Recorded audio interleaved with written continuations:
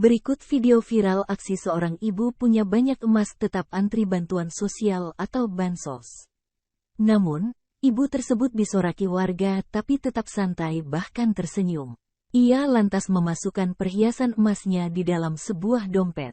Peristiwa itu terekam kamera dan viral di media sosial. Sebuah akun Instagram @lambe_turah turut mengunggah video viral tersebut.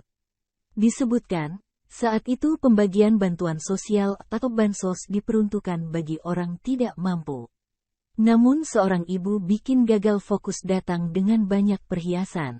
Ia bahkan disebut-sebut turut mengantri untuk mendapatkan bansos. Dalam video viral yang diunggah di akun Instagram itu terlihat sosok ibu yang memiliki perhiasan banyak. Ia nampak berada di dekat warga lainnya namun sambil berdiri. Selain itu, ia sibuk membuka seluruh emas yang pakainya.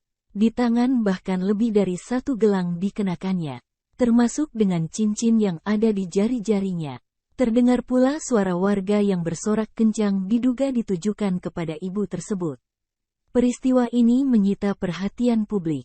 Bahkan netizen pun turut berkomentar beragam atas aksi ibu tersebut. Download Tribun X sekarang, menghadirkan lokal menjadi Indonesia.